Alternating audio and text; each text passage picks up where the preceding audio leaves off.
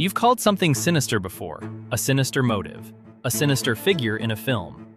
It means evil, threatening, something quietly wrong. You've used it your whole life without a second thought. Here's what you were never told. Sinister is just the Latin word for left. That's it, left hand, left side. Somewhere along the way, the plain word for one side of your body became a synonym for evil, and it stuck so hard that you now use it to describe villains without noticing what you're really saying. And it's not just one word. When you call someone gauche, clumsy and awkward, that's the French word for left. When you call someone adroit or dexterous, skillful and sharp, those come from the Latin and French for right. The language already decided. Right is skill, left is wrong. If you're right-handed, you've probably never felt this because it was never aimed at you. But for the 10% of people born left-handed, it's the faint echo of one of the longest-running, most universal prejudices in human history. One that crossed nearly every culture, lasted thousands of years, and at its peak, meant tying children's hands to their bodies to force the left out of them. This is the story of how humanity spent most of its existence hating 1 in 10 of its own children, and why that 1 in 10 never went away.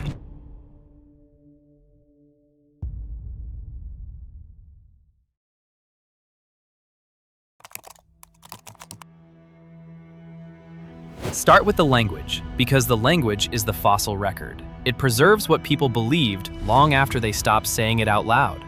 In Latin, the word for right was dexter, which gives us dexterity, and dexterous, skill, competence. The word for left was sinister, which originally just meant left, and then, by the classical Roman era, had quietly absorbed a second meaning: evil, unlucky, ill-omened. The same drift happened in language after language, as if the human mind kept independently arriving at the same conclusion about the left side. In French, the word for left is gauche, which English borrowed to mean clumsy and tactless. The word for right, droit, carries meanings of correctness and law and straightness. In English itself, the word right means both the direction and correct, good, proper. You have rights. You do the right thing. You are in the right. Nobody ever says you are in the left. Even the word left betrays it. It comes from an Old English word lift that meant weak or broken or worthless. The hand was named for its failure before anyone bothered to explain why. This is the part that should reframe the whole topic for you. These insults are not slang someone invented to be cruel. They are baked into the foundations of the languages themselves, which means the bias is older than any of the records we have. By the time people were writing words down, the verdict on the left hand had already been reached and forgotten. The prejudice wasn't a phase, it was a setting, installed so early that we built entire languages on top of it. So where did a hatred this deep and this universal actually come from? To understand that, you have to go to the place the bias stopped being about words and started being about the body and the soul.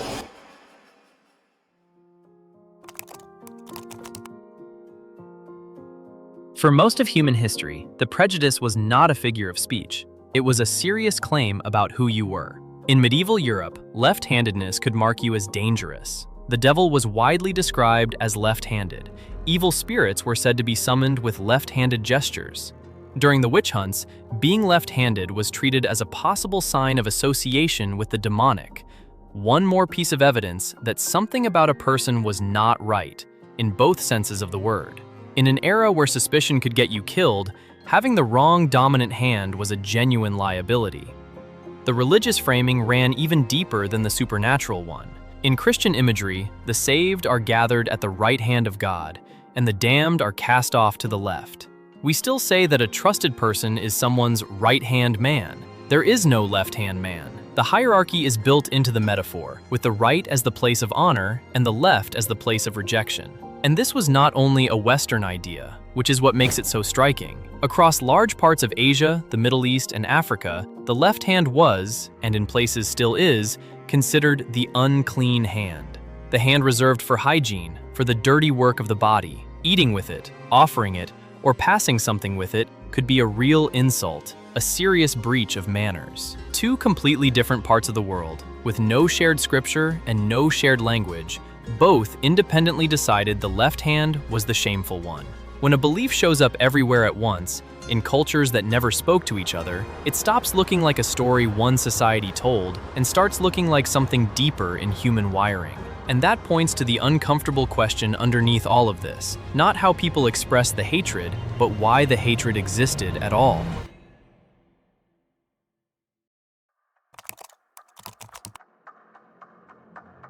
Here's the most likely answer, and it is almost insultingly simple. The world hated the left hand because most people did not have one in charge, and humans are deeply uncomfortable with the minority version of anything. Around 90% of humans are right-handed, and that has been true for as far back as we can measure, hundreds of thousands of years, written into ancient tools and cave art and skeletons. When the overwhelming majority of people do something one way, that way stops feeling like a preference and starts feeling like the correct way, the natural way, the human way. Anyone who does it differently isn't just different. They feel, on a gut level, wrong.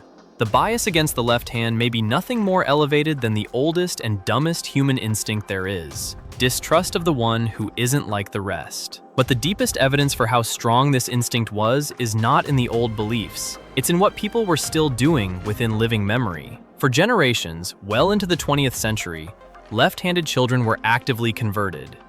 In schools across Europe, the Americas, and Asia, a child who reached for a pen with the left hand had that hand slapped, tied behind their back, or bound to their body until they learned to write with the right. This was not fringe cruelty. It was standard educational practice, carried out by ordinary teachers who believed they were helping. As recently as the early 1900s, respected criminologists and psychologists were publishing the claim that left-handedness was a sign of primitiveness, abnormality, even criminality and perversion. Think about what that means. A natural trait, present in one of every 10 children, was treated as a defect to be corrected by force, by the very people entrusted with those children. Generations of left-handed people grew up being told that the way their own body worked was a problem they were responsible for fixing. And many of them spent their lives writing with a hand that never felt like theirs, because the alternative was punishment and shame.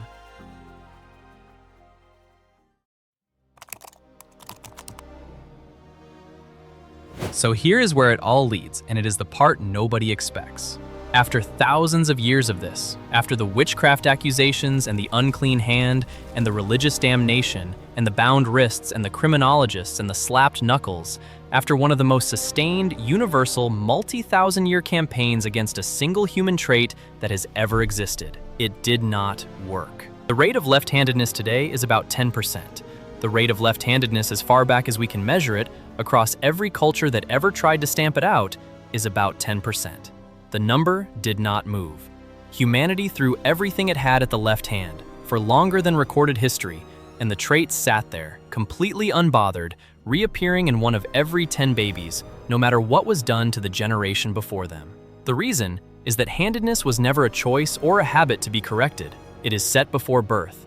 It emerges from the way the brain develops asymmetrically in the womb, with hand preference visible in the developing fetus long before a teacher or a priest or a culture ever gets a vote. You cannot punish it out of a population, because by the time the child arrives, the decision was made in a place none of the punishment could reach. And there is a final twist that turns the whole thing on its head.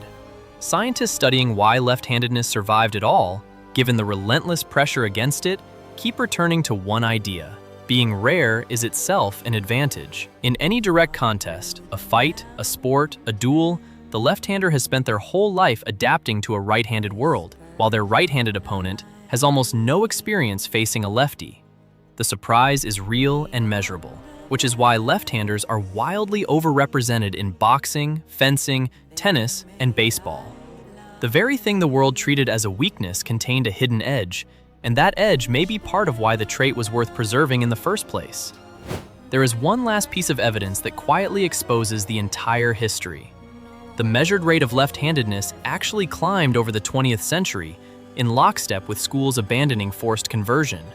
The trait was never becoming more common. It was simply being allowed to show itself. After centuries of being hidden under a right hand, it was beaten into using, which means the 10% was always there. It was just, for most of human history, in hiding. So the honest answer to why everyone hated left-handed people is bleaker and simpler than any of the myths. There was never anything wrong with the left hand. There was only a majority that could not tolerate a minority it didn't understand, and spent thousands of years trying to erase something that was written in before birth and was never theirs to erase. The hatred failed completely, and it left its fingerprints in the only place it could still reach, the words in your mouth, every time you call something sinister and never once think of the hand.